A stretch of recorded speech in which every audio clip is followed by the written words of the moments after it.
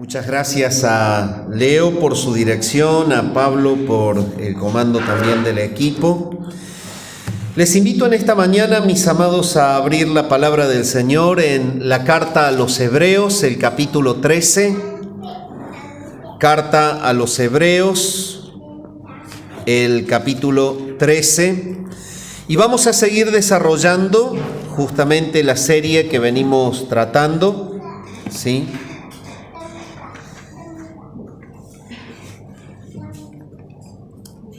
Hoy vamos a leer el párrafo que se extiende desde el versículo 10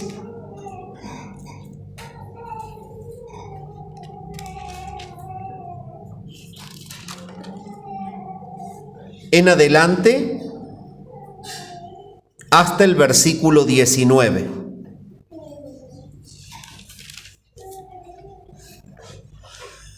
Dice así la palabra del Señor, Hebreos capítulo 13, desde el versículo 10 al versículo 19. Tenemos un altar del cual no tienen derecho de comer los que sirven al tabernáculo, porque los cuerpos de aquellos animales cuya sangre a causa del pecado es introducida en el santuario por el sumo sacerdote, son quemados fuera del campamento. Por lo cual también Jesús, para santificar al pueblo mediante su propia sangre, padeció fuera de la puerta. Versículo 13. Salgamos, pues, a él fuera del campamento, llevando su vituperio, porque no tenemos aquí ciudad permanente, sino que buscamos la porvenir. Así que ofrezcamos siempre a Dios, por medio de Él, sacrificio de alabanza, es decir, fruto de labios que confiesan su nombre. Y de hacer el bien y de la ayuda mutua no os olvidéis, porque de tales sacrificios se agrada a Dios. Obedeced a vuestros pastores y sujetaos a ellos, porque ellos velan por vuestras almas como quienes han de dar cuenta, para que lo hagan con alegría y no quejándose, porque esto no os es provechoso. Orad por nosotros, pues confiamos que tenemos buena conciencia, deseando conducirnos bien en todo. Versículo 19. Y más os ruego que lo hagáis así, para que yo os sea restituido más pronto. Oramos al Señor y comenzamos. Señor, nos postramos ante ti en adoración en esta mañana y te damos gracias porque la iglesia es tuya y porque tú reinas sobre ella. Tu misma palabra dice que Cristo es la cabeza de este cuerpo. Y eres el pastor por excelencia. Tú la comandas, tú la sostienes, tú la nutres, tú la guías, tú la recibirás en gloria. Señor, nos postramos en adoración para que en esta mañana tu palabra nos muestre a Jesús, sea mortificado el pecado en nosotros y nuestra vida sea para la gloria de tu nombre. Glorifícate, Señor, en esta letra viva escrita en tu palabra. Oramos al Padre en el nombre de Jesús. Amén. La serie que estamos desarrollando se refería justamente al testimonio que tenían que tener los hebreos que verdaderamente eran convertidos al Señor. Estos hebreos que habían dado el paso de fe y que estaban ya en la gracia de Dios y salvos, ¿cómo tenían que conducirse para ser de un testimonio apropiado a los que estaban todavía dubitando, inclinándose entre la fe y la incredulidad? ¿Cómo tenían que ser ellos de testimonio también para los que nada tenían o querían tener nada que ver con Dios? Este párrafo, la última parte, el capítulo 13, es el consejo de una vida piadosa que al menos lo aborda en 3 áreas. Habíamos visto en los sermones anteriores la piedad para con uno mismo, la piedad para con los demás, pero en este sermón nos vamos a referir, y así se titula, nuestra piedad para con Dios.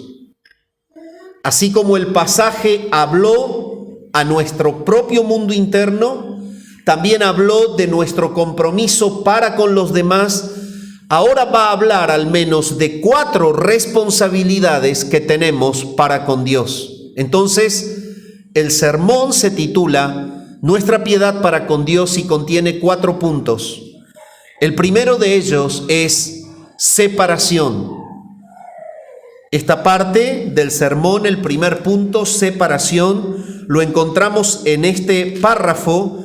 Ubíquese nuevamente en el versículo 10. Tenemos un altar del cual no tienen derecho de comer los que sirven al tabernáculo, porque los cuerpos de aquellos animales cuya sangre a causa del pecado es introducida en el santuario por el sumo sacerdote, son quemados fuera del campamento, por lo cual también Jesús, para santificar al pueblo mediante su propia sangre, padeció fuera de la puerta. Salgamos pues a él fuera del campamento, llevando su vituperio, porque no tenemos aquí ciudad permanente, sino que buscamos la porvenir. Estos 4 versículos hablan de separación.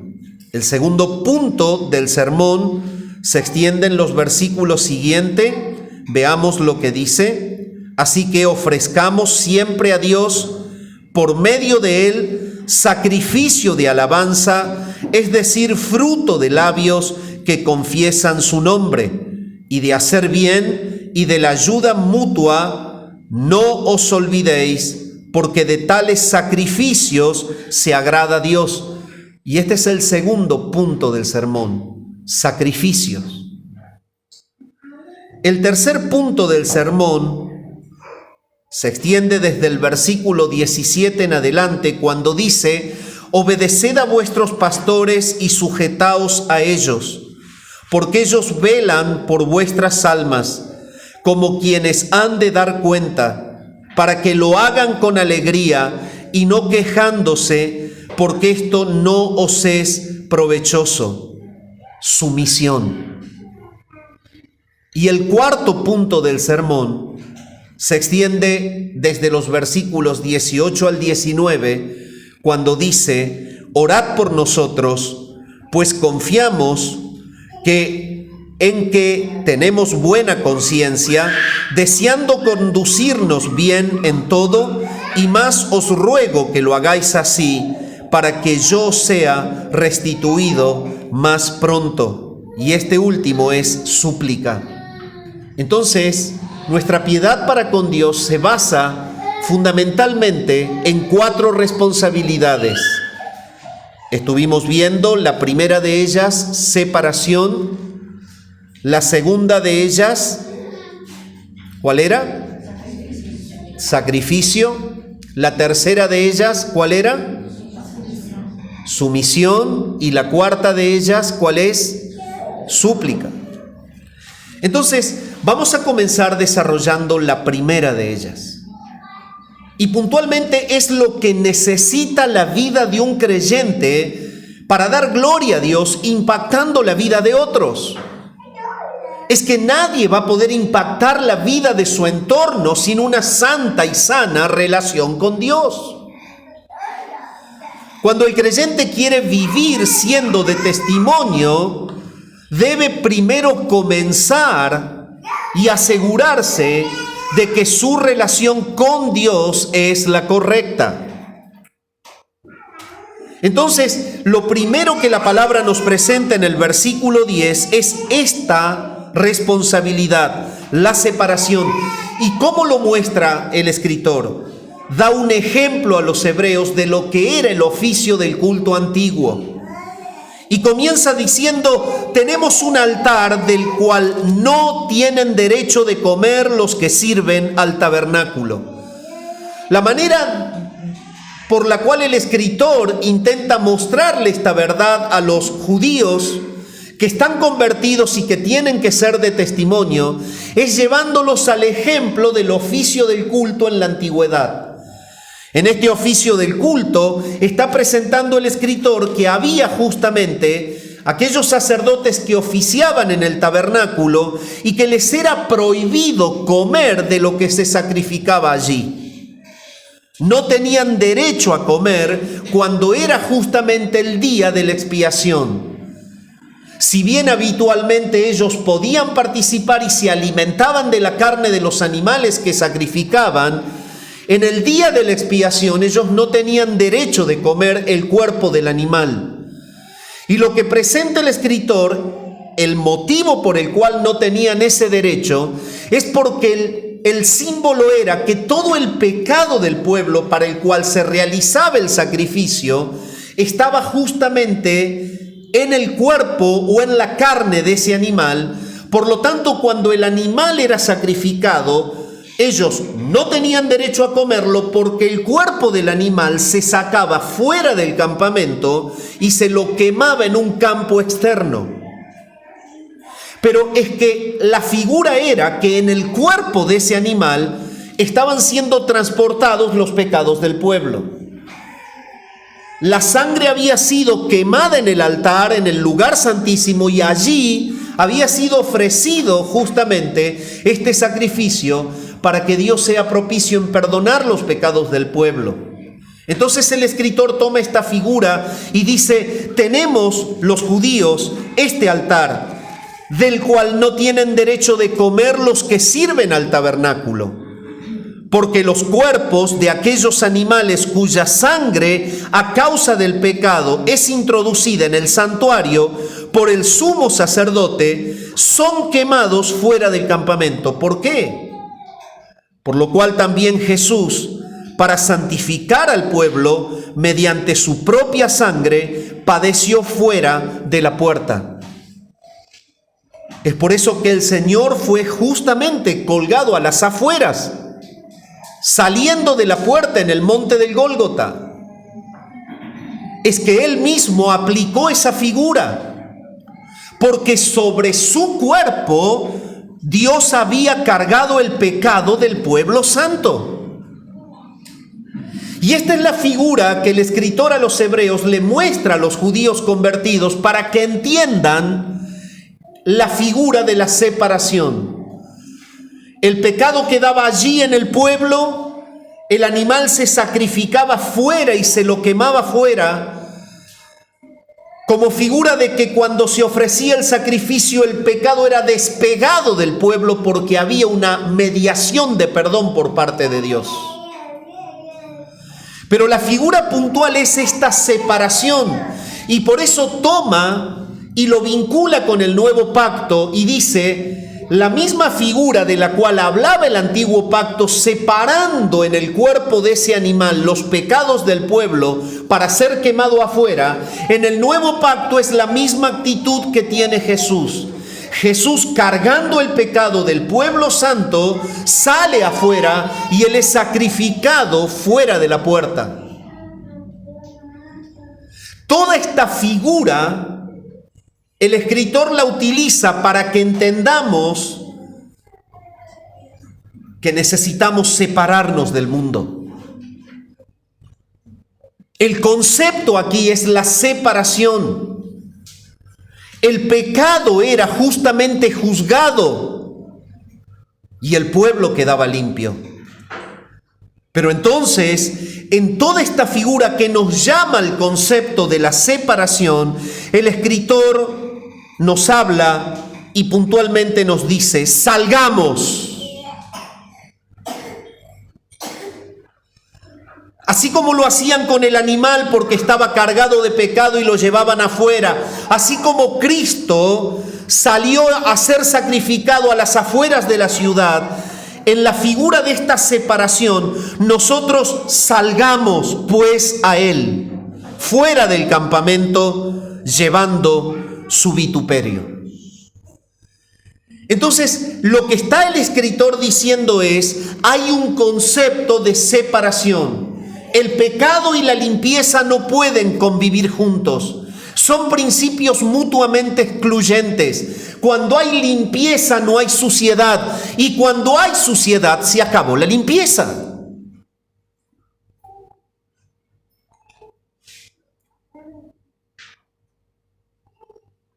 Y en esta mañana el Señor nos llama a entender que tu vida no puede ser una vida dual. Tú no puedes ser de testimonio para con los demás cuando tu corazón es un corazón difuso entre la suciedad y la pureza. Un poco de pureza y un poco de suciedad.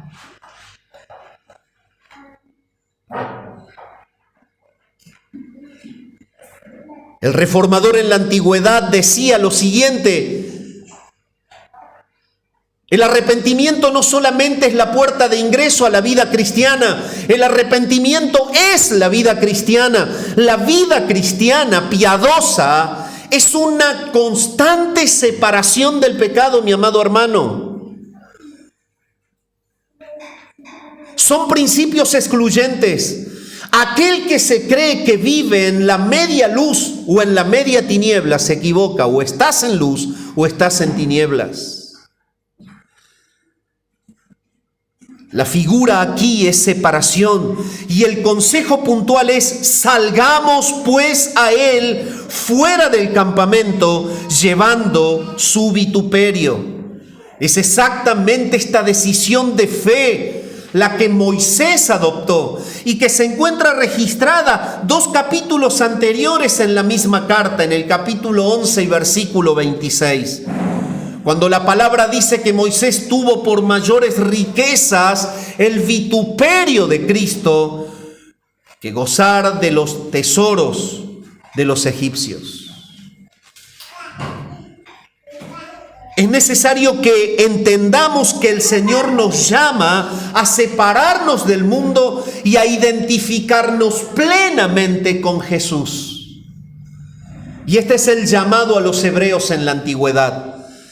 Para los receptores de aquel tiempo, esa separación significaba dejar el legalismo.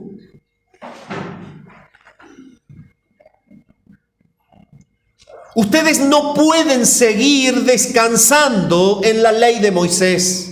Sepárense, salgan detrás de Jesús.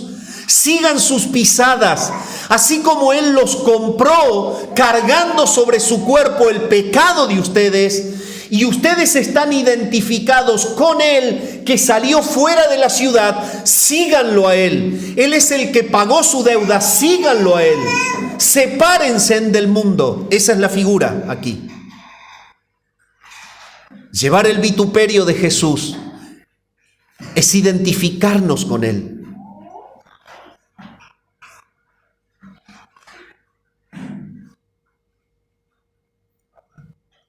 ¿Qué pasó con Moisés? Lo acabo de leer.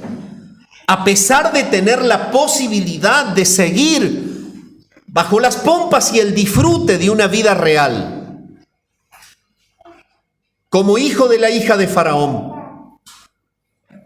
como un nieto de la máxima autoridad, con acceso a toda la riqueza y la pompa de Egipto, la potencia mundial. Dejó todo eso para seguir a Jesús.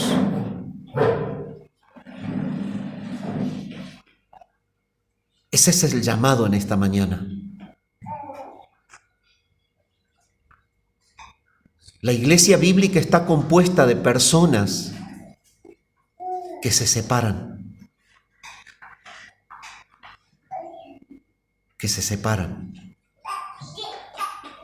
de la marca social. Cuando el apóstol Pablo tiene que mostrarnos este concepto, en la segunda carta a los Corintios, en el capítulo 6 y en el versículo 14, habla claramente y dice que no hay comunión entre la luz y las tinieblas, que no hay compañerismo entre Cristo y Belial, y que no podemos hacer yugo desigual con los incrédulos. Si nosotros no tenemos este concepto, mi amado hermano, vamos a vivir intentando ser de testimonio sin tener el verdadero impacto que buscamos. ¿Por qué? Porque el pilar principal de nuestro compromiso, de nuestra responsabilidad ante Dios es la separación. Es como hace poco me encontré con una joven y me decía, sí, yo vengo a los cultos. ¿Y cuál es tu idea con respecto al feminismo? No, yo soy feminista, soy pañuelito verde.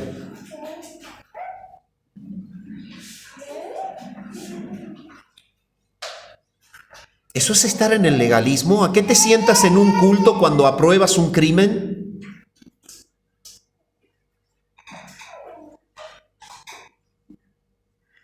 ¿De qué te sirve llamarte cristiano si no querés asumir los roles y el orden matrimonial impuesto por Dios, que es el diseñador del cristianismo?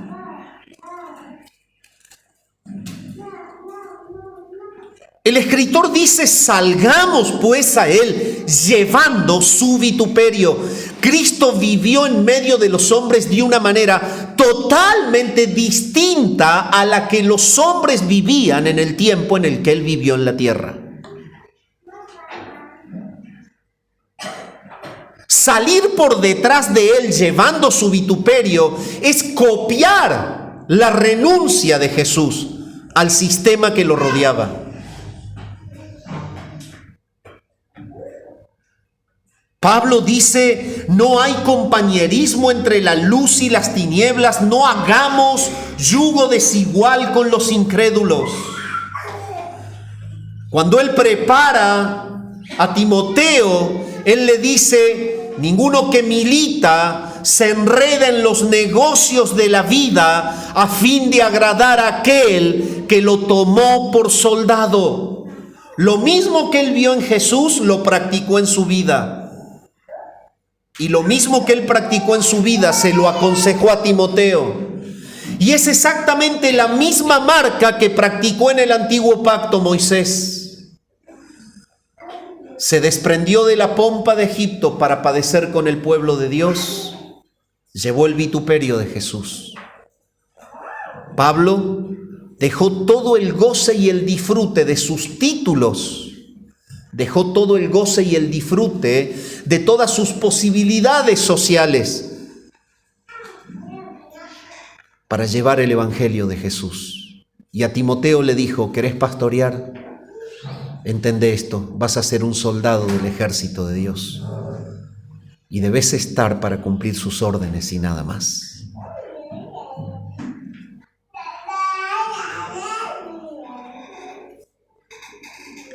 Mis amados, somos llamados en esta mañana a separarnos del mundo. Es por eso que el escritor dice, salgamos pues a él fuera del campamento llevando su vituperio. Cuando tocamos este punto, normalmente pensamos en las actitudes. Está bien. Una de las aplicaciones es: no podemos consentir con la marca social pecaminosa y diabólica que reina en este tiempo.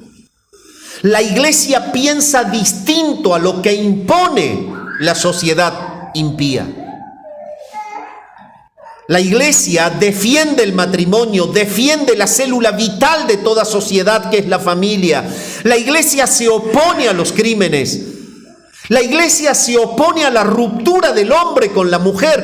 Han inventado un panorama de guerra. Resulta ser que Dios en el Edén creó a dos que se complementan, anatómicamente complementarios, y la sociedad moderna lo que quiere es crear dos ejércitos opuestos: los hombres contra las mujeres y las mujeres contra los hombres. Y esos tan inteligentes que inventan ese desastre caótico de ideología, lo más lindo es que nacieron de la unión y de la cópula de un hombre con una mujer, su papá y su mamá. Y si alguno de los que inventa ese caótico sistema diabólico que se intenta imponer ha surgido de algo diferente a la unión de un hombre con una mujer, que por favor lo diga y que lo presente como el modelo a seguir. El modelo social no puede estar implantado en la ideología de la iglesia.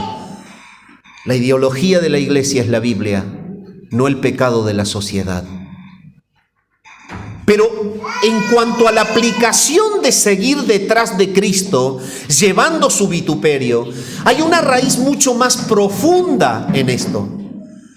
Si tú en esta mañana estás sentado en este lugar, procurando que los demás te vean qué espiritual que eres, ya estás en el mundo.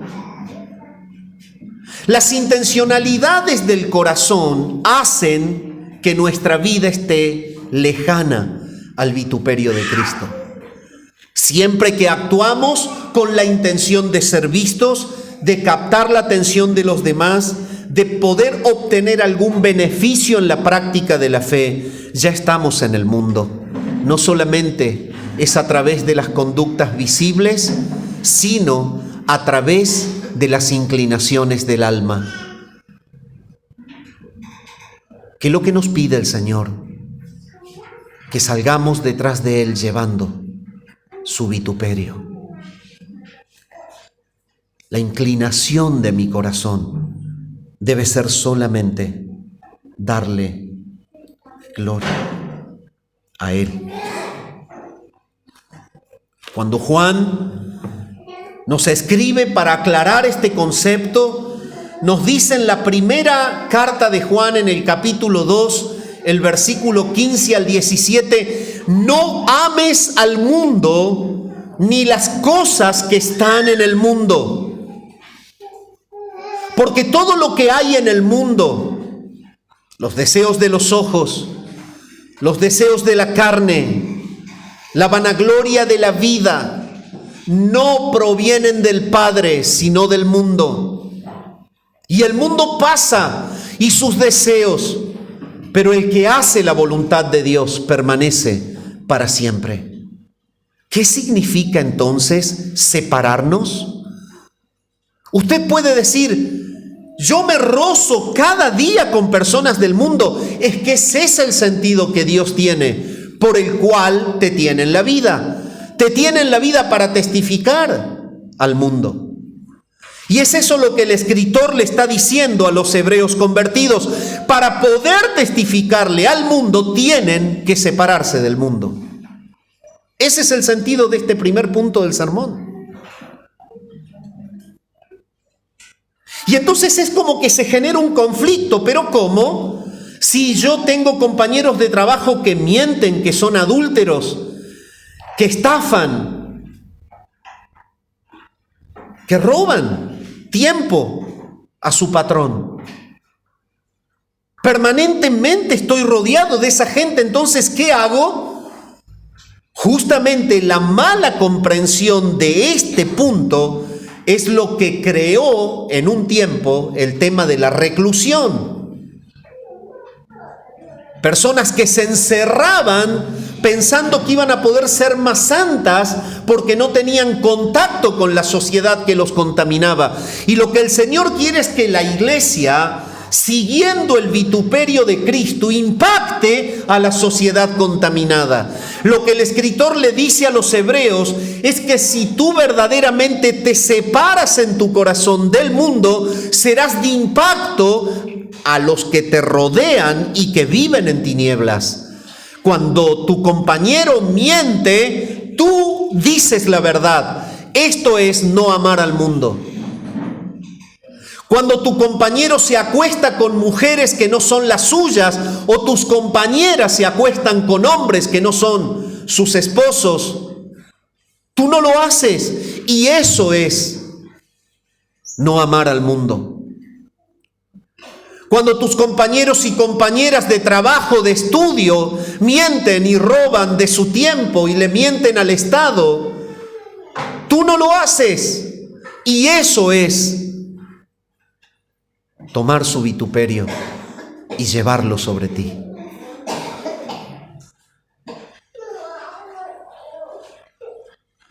No significa abstraerse del mundo, significa mostrar en el mundo la vida de Jesús.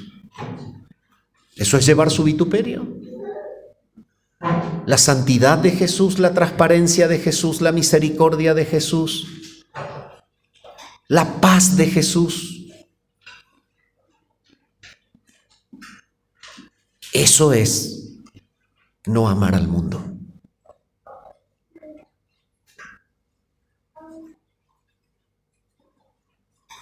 Somos llamados en esta mañana a vivir así, para glorificar el nombre del Señor. Segundo punto del sermón, versículo 15. Así que ofrezcamos siempre a Dios, por medio de Él, sacrificio de alabanza, es decir, fruto de labios que confiesan su nombre, y de hacer bien y de la ayuda mutua no os olvidéis, porque de tales sacrificios se agrada Dios. Así viven los que esperan una ciudad mejor, la que viene, la porvenir. Así viven. Viven justamente sacrificando sacrificio de alabanza, sacrificando sacrificio de actitud. Y es el segundo punto del sermón, el sacrificio. No obstante, la palabra de Dios muestra al menos dos aspectos en los cuales se debe practicar este sacrificio: con nuestra boca y con nuestros actos. El versículo 15 dice: así que ofrezcamos siempre a Dios. En primer lugar, el sacrificio tiene una dirección. Lo que el escritor le dice a los hebreos es: tu vida piadosa para con Dios, tu responsabilidad ante Dios es vivir ofreciéndote a Dios. Y este concepto es sumamente importante y profundo. Personas que están en la alabanza pero no se sacrifican a Dios, se sacrifican a sí mismos. Porque lo que quieren es que se vea lo bien que tocan la guitarra, lo bien que tocan la batería, lo bien que tocan el violín, lo bien que tocan el violonchelo, el bajo. Eso no es sacrificar a Dios, es sacrificarse a sí mismos.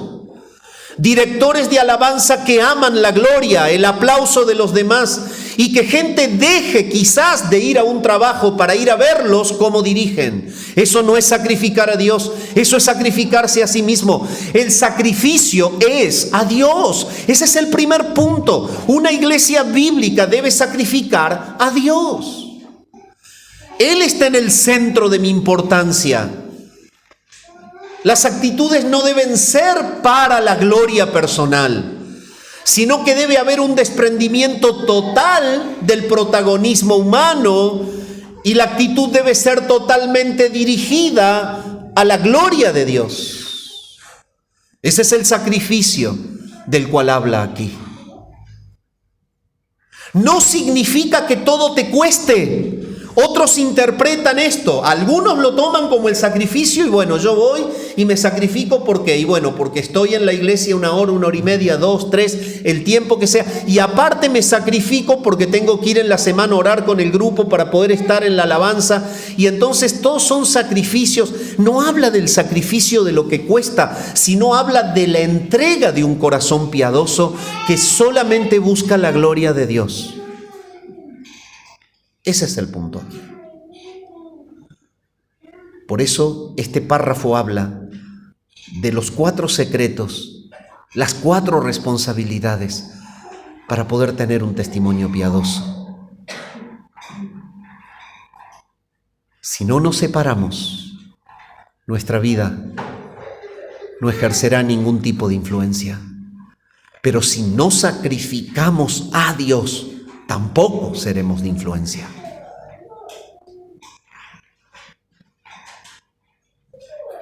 Si tú tomas el libro de los Salmos, vas a ver que la expresión es alaba a Jehová, glorifica su nombre. La expresión de los Salmos es: debes con tu boca proclamar, pero su nombre. Dicho de otra manera, el sacrificio de alabanza que la palabra nos pide es el sacrificio por medio de Él. Y este es el segundo concepto sumamente importante. Así que ofrezcamos siempre a Dios. Habla de la dirección del sacrificio, pero habla de la mediación del sacrificio.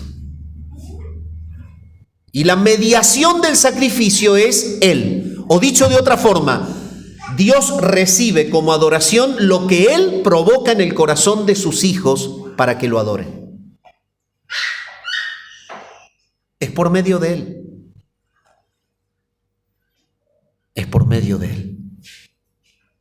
Cuando tú sacrificas adoración, cuando te expresas movido por el Espíritu Santo de Dios que te lleva a adorar a Dios.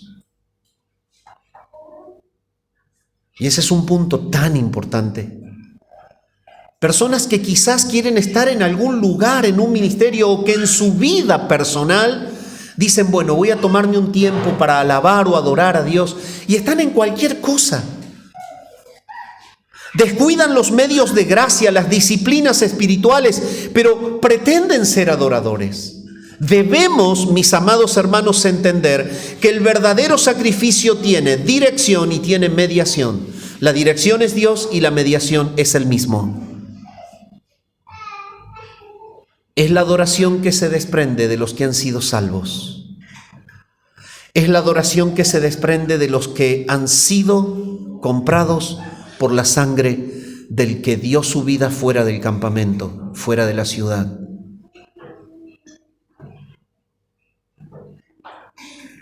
La adoración sacrificial es la que se desprende de los que siguen a Jesús.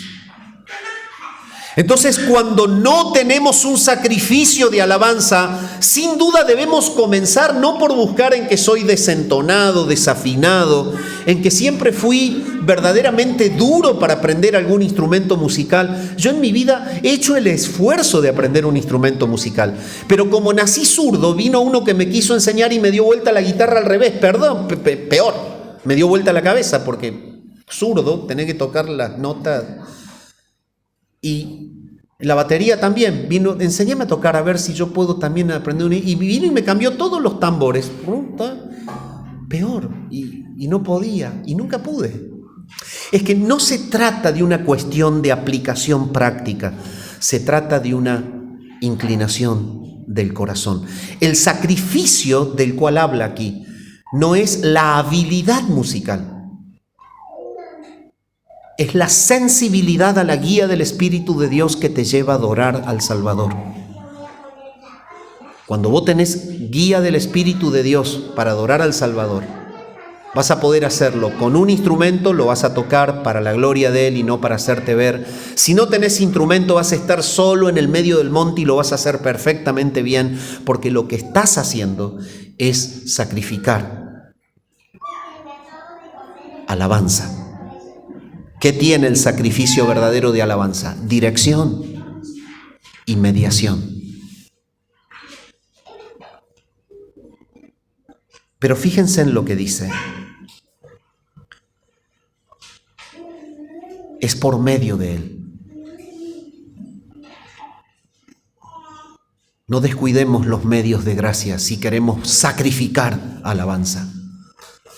Vidas sin oración, vidas sin lectura, vidas sin congregación, sin disciplina espiritual, han descuidado la mediación. Por lo tanto, no tendrán dirección. No será Dios. Será a su placer, a su gusto. Será para sentirse que vuelan en algún limbo espiritual. Dura un poquito, después caes en tierra.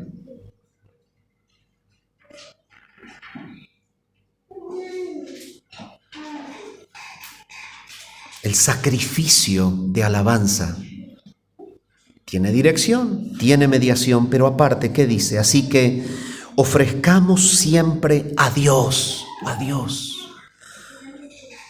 por medio de Él, sacrificio de alabanza, es decir, y ahí lo explica, fruto de labios que confiesan su nombre, no el tuyo.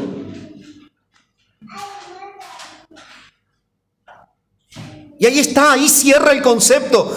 El sacrificio del cual habla aquí y que es el que debe tener una persona que quiere impactar al mundo, es el sacrificio que es a Dios por medio de Dios y que nunca habla de sí mismo, habla de Dios. Entonces, para resumir este punto, el sacrificio piadoso tiene dirección, mediación y destino. Es exaltar el nombre de Dios. El salmista lo dice claramente en los salmos, que alabemos su nombre, porque su nombre es santo, porque su nombre es poderoso, porque las obras que Él hizo son dignas de adoración. Y todos los salmos esconden al proclamador detrás de la hermosura del nombre de Dios. Y ese es el punto. El sacrificio que tiene dirección, que tiene mediación y que tiene un destino, exalta el nombre de Dios y nunca exalta su propio nombre.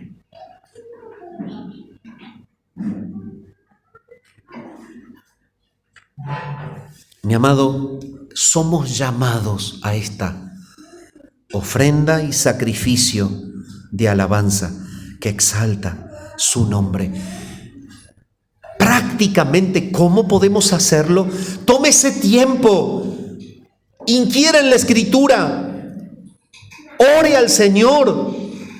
El Espíritu de Dios operará en su disciplina espiritual de tal manera que le mostrará la hermosura de Jesús de tal manera que usted no podrá contener desde su corazón alabarle a Él.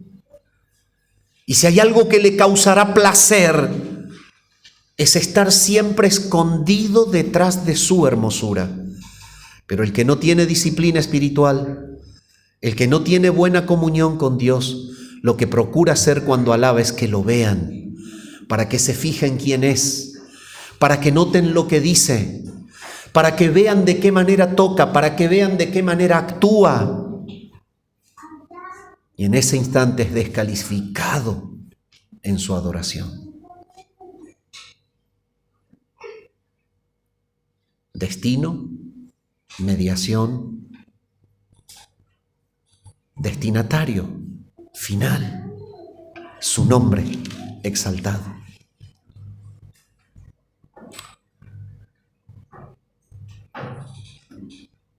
Pero noten lo que dice: de tales sacrificios se agrada a Dios.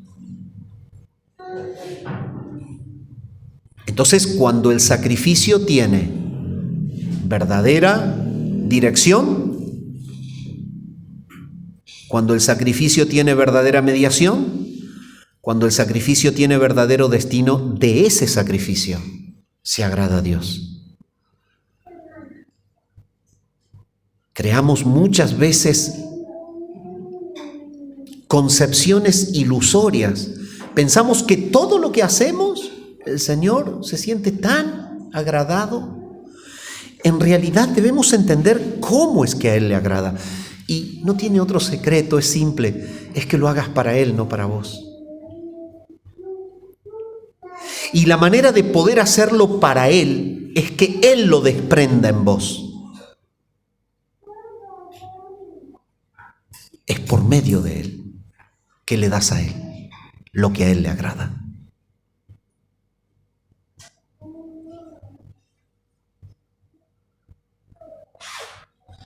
En tercer lugar, que en realidad es un punto de este segundo, no voy a pasar al tercero, porque dice, y de hacer el bien y de la ayuda mutua, no os olvidéis, porque de tales sacrificios se agrada a Dios. Entonces, no solamente el sacrificio que a Él le agrada es el sacrificio de labios que proclaman su nombre, sino es el sacrificio de obras que exaltan su nombre.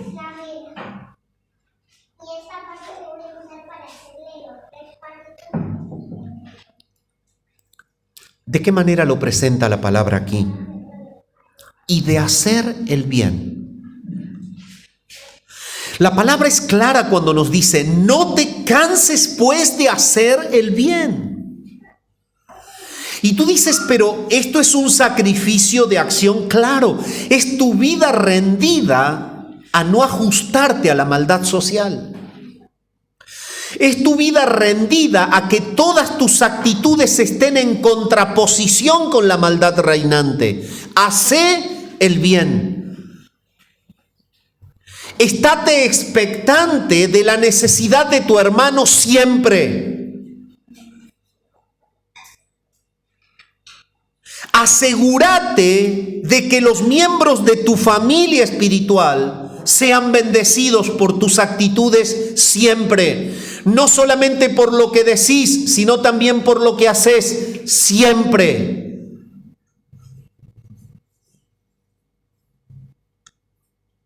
Y de hacer el bien y de la ayuda mutua, no os olvidéis. Olvidamos fácilmente lo bueno, recordamos habitualmente lo malo.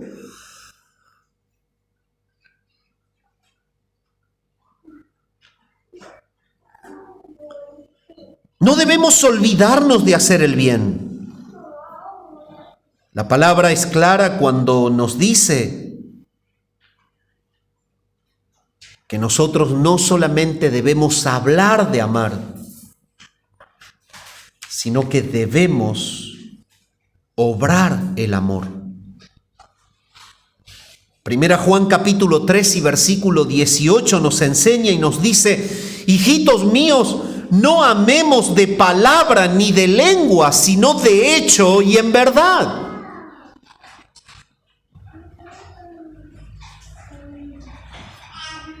¿Cómo es entonces el hacer el bien? Que tu corazón siempre edifique al otro. Si en algún momento tenés inclinación de hacerle mal a alguien, pedí perdón.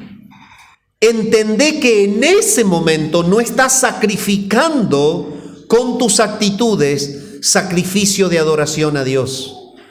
Ya sea en una mala manera de responder, ya sea en una mala manera de accionar, ya sea en hacer algo que a otro le hace mal y que vos sabés que le hace mal, pero vas y lo haces insensiblemente. ¿Por qué no haces el bien en cambio de hacer el mal? Porque me hicieron mal. Perdoná al que te hizo mal. y decidite por comenzar a hacer el bien.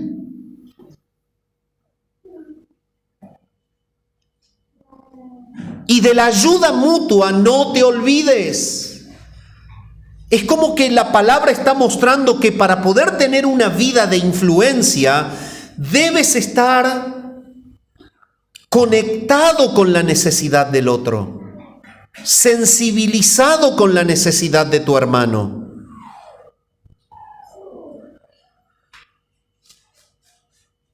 Juan lo resume y dice: cuando verdaderamente sacrificas con tu actitud y haces el bien, no dices que lo haces, vas y lo haces. No amemos de palabra ni de lengua, sino de hecho y en verdad.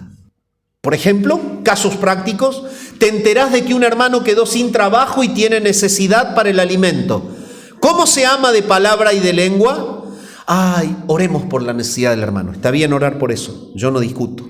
Pero ese hermano, media hora después de que vos te levantás de arrodillarte, le pica la panza porque tiene hambre. ¿Qué es hacer el bien? Agarra tu auto, anda al dispensero y sacá arroz, fideo, salsa de tomate, pasá por la carnicería un buen pedazo de carne, andá, llévasela, que coma.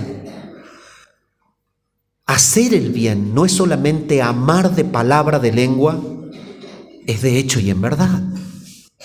Llega el invierno y un hermano tiene la necesidad de que no tuvo para un abrigo. Entonces, ¿yo me voy a arrodillar a pedirle al Señor que le dé trabajo? Sí, está muy bien orar. Señor, bendecilo con un nuevo trabajo. Pero mientras tanto, no esperes que Él tirite de frío. Si vos abrís tu ropero, seguro vas a tener una campera que dejaste de usar en el 2017, otra que dejaste de usar porque estaba luida en el... otra, o la mejor de tus camperas, sacala y dásela. Eso es amar de hecho y en verdad. El amor de hecho y en verdad no se conforma con la ilusión de ser espiritual. Apunta a la necesidad real de un hermano porque ahí está el amor. Es eso lo que dice acá.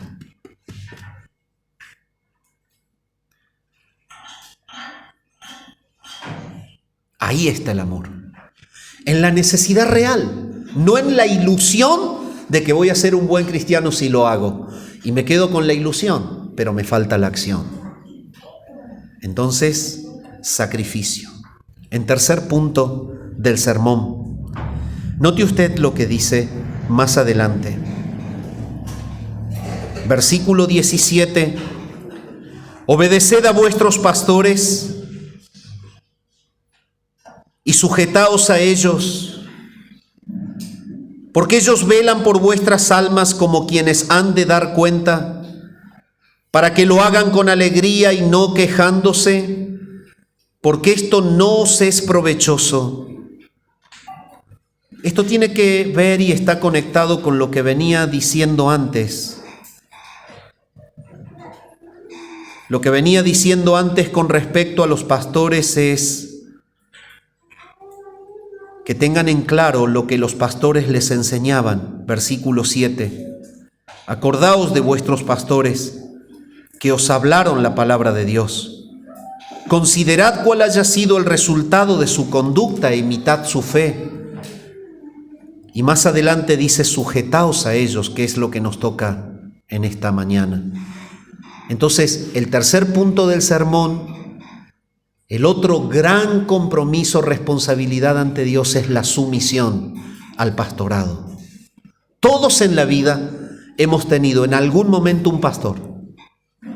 No existen los cristianos sin pastores, porque justamente el Señor ha diseñado que haya mentoreo, que haya guía y que haya pastoreo sobre sus ovejas. Y la palabra de Dios en la carta a los Efesios en el capítulo 4 habla de que estas vidas, estas personas, pastores maestros, son puestos por Jesús en la iglesia para que preparen a los creyentes para que hagan la obra del ministerio. Entonces es un propósito celestial el pastorado Y el pastorado recibe de parte de Dios, son autoridades puestas por Dios que hablan la palabra de Dios, a los cuales Dios les ha conferido la tarea de gobernar y de guiar a la iglesia de Dios. Por eso la palabra habla, los pastores que gobiernan bien, los que gobiernan bien. Es una función de gobierno, es una función de dirección, de guía. Y de ahí el término en el Nuevo Testamento. Son supervisores, episcopos, miran no por altivo, sino por su madurez o por el llamado, miran por encima. Epi es un prefijo de, digamos, por sobre. Iskopos, que es la otra parte de la palabra, episcopos, es mirar, o sea que es en el griego mirar por sobre. Y esto habla todo de una función de gobierno. El episcopo es el que mira por arriba porque gobierna, porque se ve más adelante y se advierte el peligro, protege a las ovejas, guía a las ovejas. Hay una función de gobierno sobre ellas. Entonces, su misión es el otro gran compromiso cuando nuestra vida quiere tener influencia en el mundo que le rodea. ¿Su misión a quién? Y su misión a los que Dios ha puesto para que te guíen. El punto es que en la iglesia estaba este problema. Los pastores habían enseñado la palabra con devoción, con dedicación, pero ellos, en cambio de sujetarse a las enseñanzas de la gracia, estaban detrás de los falsos maestros que hablaban del judaísmo, que hablaban justamente de la dualidad maniquea, o sea, de vivir en el disfrute de los placeres que venía de la cultura griega. Entonces, estos dos grandes azotes en los cuales se basaban los maestros falsos son los que los pastores estaban atacando. Y ahí el escritor les dice: sujétense a sus pastores, ellos gobiernan sobre ustedes. Vuelvan a las enseñanzas que les dieron, porque de la manera esa ustedes van a estar en el camino correcto. Y no se dejen influenciar por los falsos maestros. La sumisión al pastorado es piedad. La rebeldía contra la enseñanza de los pastores y la guía de los pastores es condenada en la Biblia. Por eso dice: obedeced a vuestros pastores. Entonces, ¿cuál es la forma práctica de la sumisión? La obediencia. Lo enseñé cuando hablé del rol de las mujeres. ¿Se acuerdan? No hace mucho. ¿Y qué es, mi hermano, estar sumisas? Es la misma palabra. Sujetas, sumisas. El término es el mismo en el griego. Y ambos, en la enseñanza a la mujer y en la enseñanza al cuerpo de Cristo en relación a los pastores, ambos están ligados de la mano así. Sumisión de la mano con obediencia. No te lo olvides nunca. Una de una mano y la otra de la otra. ¿Qué es sumisión? Obediencia. ¿Qué no es sumisión? Cuestionamiento, confrontación. Ojo, no hablamos de una confrontación santa a un pastor. Todo pastor puede ser confrontado por cualquier miembro, porque es un ser humano. Yo hablo de la confrontación rebelde, el que quiere no sujetarse para destruir el cuerpo de Cristo. Eso es condenado. La confrontación amorosa y el hecho de que un pastor sea llamado al arrepentimiento porque obró mal es algo tan santo como confrontar y llevar al arrepentimiento a cualquier miembro. Pero estoy hablando de la confrontación rebelde, el que siempre se está oponiendo a la dirección de la iglesia y que son los que generan las divisiones en las iglesias. Sumisión, el otro gran compromiso, si queremos llevar vidas de impacto a nuestro alrededor. Pero, ¿por qué dice? Sujétense a ellos, porque, y ahí da el motivo, los pastores son autoridades puestas por Dios, pero que tienen compromiso de rendir cuentas ante Dios. Ellos son quienes han de dar cuenta. ¿Tú crees que estar en el pastorado es una cuestión así superficial? El Dios eterno ha diseñado las funciones. El pastor vive llevando sobre sus espaldas tu vida, tu bienestar, tu malestar, tus aciertos, tus caídas, tus tristezas y alegrías. Y la manera en la que nosotros influimos en eso. ¿Por qué? Porque no nos vemos directamente responsabilizados hacia las ovejas. Nos vemos responsabilizados hacia las ovejas, pero siempre sabemos que terminamos frente al mayor de los pastores de las ovejas, que es Jesús. Esa es nuestra responsabilidad. Es por eso que Dios llama a la membresía a sujetarse al pastorado, porque el Espíritu le pone al pastor ese temor, el temor de saber que tendrá que dar cuenta a Jesús por lo que hace con las ovejas. Entonces, en una iglesia sana funciona así.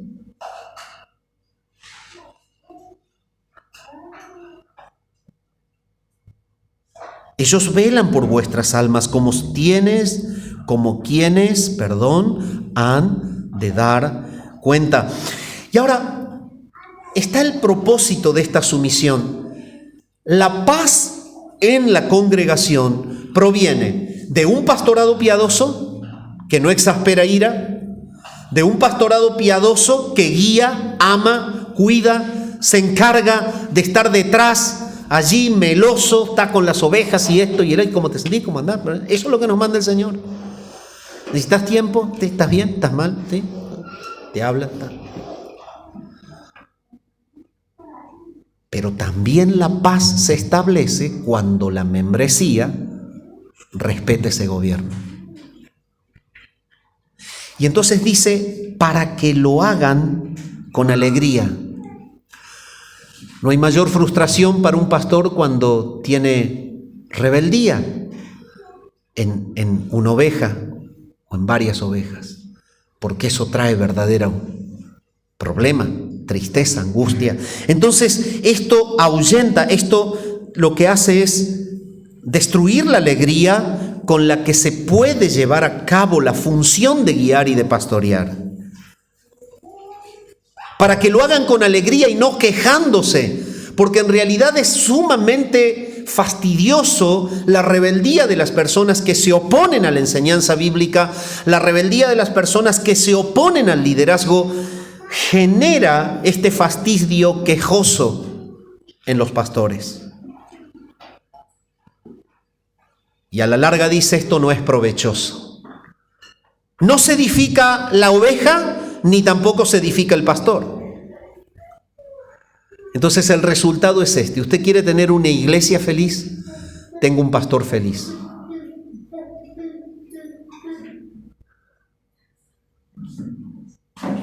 Y si usted quiere ver un pastor feliz, es porque su iglesia está feliz. ¿Y cuál es entonces la manera práctica? La obediencia. ¿A qué? A la guía bíblica del pastor. No a una ocurrencia, a la guía bíblica del pastor sobre tu vida.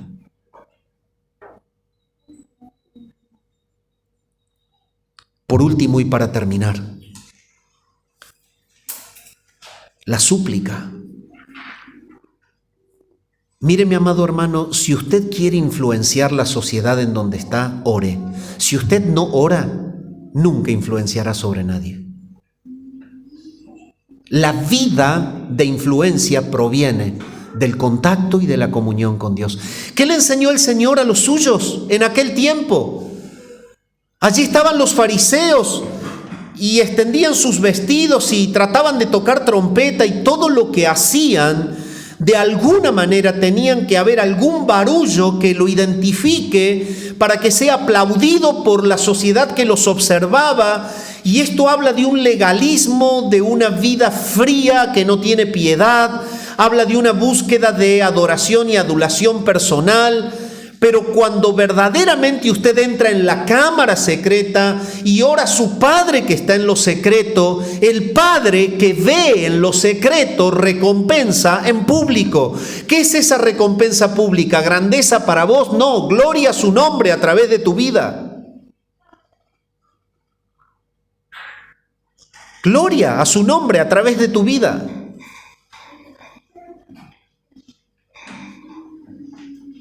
Una vida santa es una vida que impacta, es una vida que ora a Dios, tiene comunión con Dios. Y fíjense, el escritor dice, oren por nosotros. Oren por nosotros. Esta súplica por los que lideran tiene que ser la práctica de la congregación. Oren por nosotros, pues confiamos en que tenemos buena conciencia, deseando conducirnos bien en todo. Mas os ruego que lo hagáis así, para que yo os sea restituido más pronto. Dos puntos principales son los que el escritor pide para que la congregación ore por él, para que no caiga en pecado y para que pronto el Señor le conceda visitar la iglesia. Y si hay algo que clamo es que la iglesia ore para que yo no caiga en pecado y para que pueda pastorearlos de una manera piadosa y fiel siempre. Súplica es la cuarta o el cuarto de los compromisos o responsabilidades ante Jesús, ante el Señor. Mi amado hermano, somos llamados a mostrar a Cristo a través de nuestra vida. Y la manera en la que prácticamente se verá Jesús en nosotros es separados del mundo, cuando la actitud de mi corazón es para su gloria,